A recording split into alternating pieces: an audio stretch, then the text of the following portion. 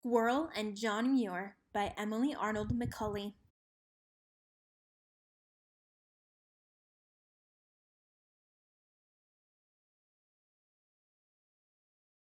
Hutchings' house was plain as a barn and sat in an isolated valley that lay like a carpet at the foot of the mountains.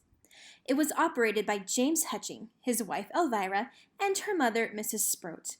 The Hutchings children were Floy, her little sister Cozy, and her baby brother William.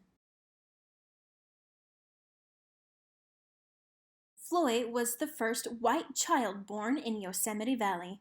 She tore around it like a squirrel, so that is what they called her. Papa said Yosemite Valley was the most beautiful place on earth. Floy had never been anywhere else.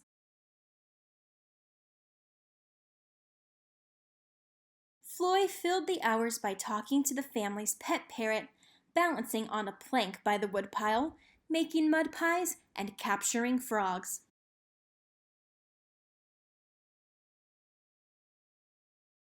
Papa wrote magazine articles that made people want to come and see the spectacular scenery for themselves.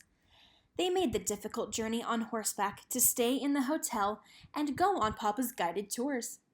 Floy would barge up to the tourists and say, "Why did you come? Do snakes scare you?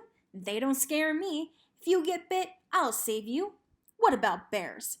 Then she growled at them. "What an odd little child," they would murmur. Papa let Floy go on his tours, but once, when the group was too pokey to suit her, she left them to follow a deer track and wasn't found until after dark. "I can't mind you and a business at the same time," Papa said. "You'll have to stay home from now on." Another time, the boys at the stable dared her to ride an unbroken horse. "Where have you been, you wild thing?" Granny Sprout cried when she came in. "Clean yourself off before the guests see you."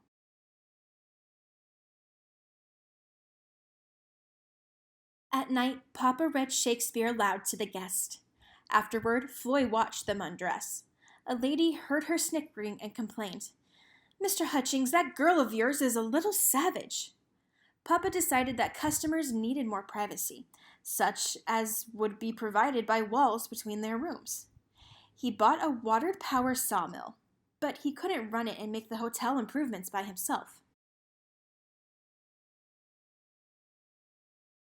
One day, a man sauntered up to the hotel, as if the fates had sent him.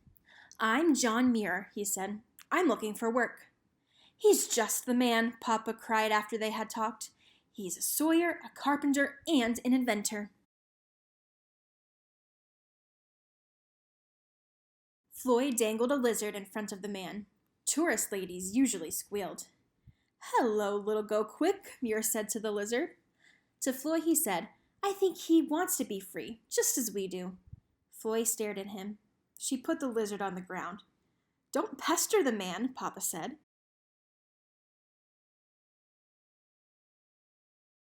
Papa and John Muir set up the sawmill and cut boards. John Muir built himself a small cabin, slinging his bed from the ceiling and letting a stream run right along his dirt floor.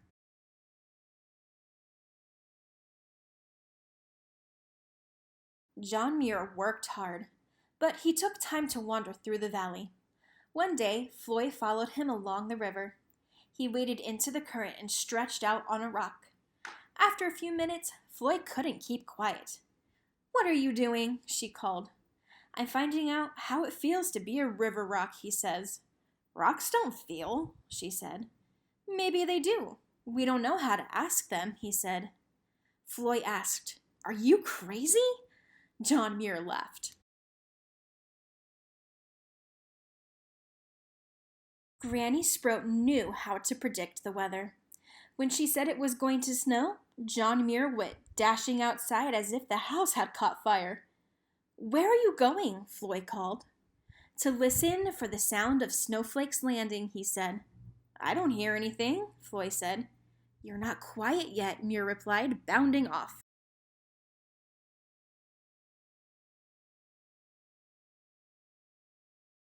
When spring came and the flowers bloomed in the meadows, Floy heard John Muir teasing them. Now, how did you come here, sweet blue-eyed darling? He asked one. Didn't I see you miles away last year? He filled his pockets, his shirt front, and his handkerchief with blossoms, leaves, twigs, and pebbles.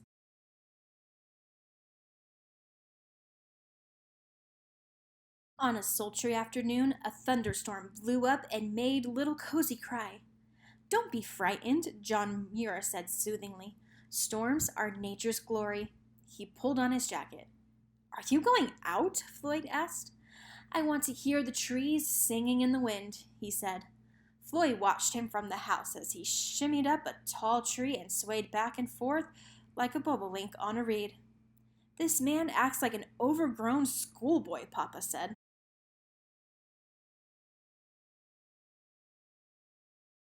When he had the day off, John Muir went climbing. Floyd watched him skip up sheer rock faces until he was out of sight. Hours later, he came flying back down, arms and legs churning.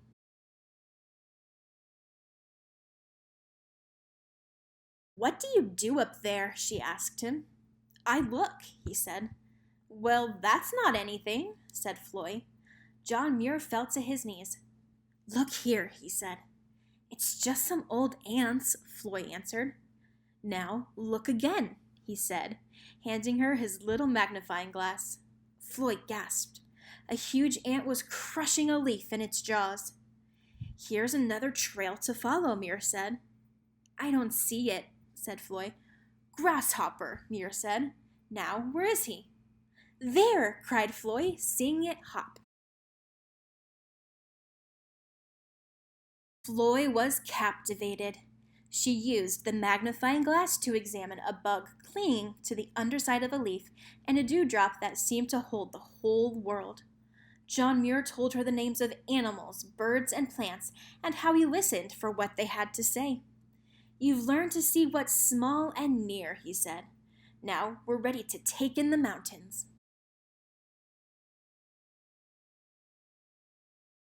Floyd raised her eyes. They're staring at us, she said.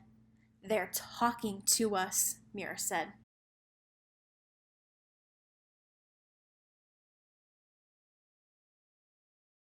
Muir believed that the mountains and valleys had been formed by glaciers millions of years ago.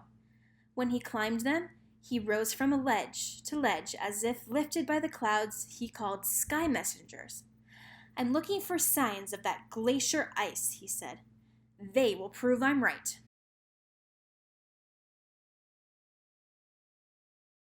One day, John Muir took Floy on a walk that followed some bear tracks. He told her he had found a lookout on the north wall. I'll call it Sunnyside Bench, he said. I sat looking long enough and eventually I saw. There are glacier trails, rocks and domes all polished by ice, from one end of the valley to the other. They show us how Yosemite Valley was formed. Will you take me to Sunnyside Bench? Floy asked. Someday, Muir said, when you're ready.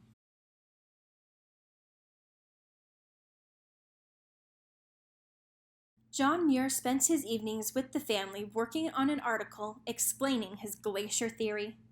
Then he mailed it to a New York newspaper. Maybe they'll publish it, he said. Papa complained. I don't pay him to hatch crazy ideas. Scientists say there were never glaciers here. They're calling Muir ignorant.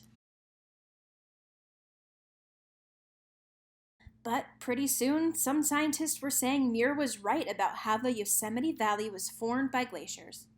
A batch of tourists showed up, waving newspaper clippings and asking for the famous guide John Muir. The ladies in the group simpered and gushed. Muir was so handsome and so poetic, his theory so fascinating. Floy thought they were silly. She expected John Muir to say he was too busy to guide them.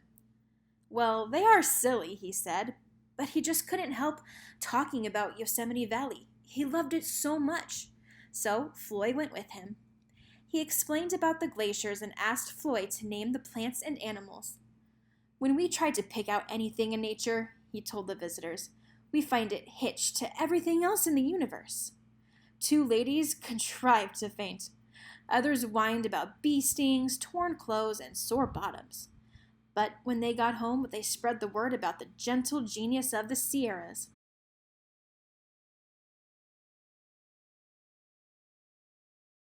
The more people came and asked for John Muir to be their guide instead of James Hutchings, the more Papa stewed. Finally, he couldn't stand it anymore. Muir, you're my hired man, he yelled. Either that's your purpose here, or you leave. Muir nodded. Then I'll be on my way, he said.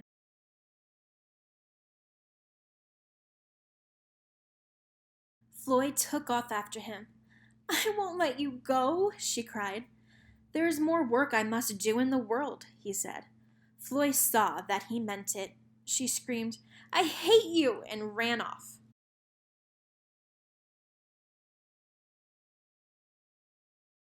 Muir chased after her. Come, Squirrel, follow me. He held out his hand. I'll show you Sunnyside Bench. It will be yours now. Floyd wiped her eyes. Everything changes, Floyd. That's nature's first law. On the way up, he sang Highland Mary and called out, Squirrel, are you there? Every little while. She called back, Yes! And heard her answer trail away. The valley lay below. It was the world as far as Floyd was concerned. Beyond in the mist was all the rest, where John Muir had come from and was going back to. Now, you know the way, John Muir said. This is where you'll have your best thoughts, I expect. They sat for a long time. The sun sank to the horizon, and they scampered down over the rocks, as sure-footed as a pair of mountain goats.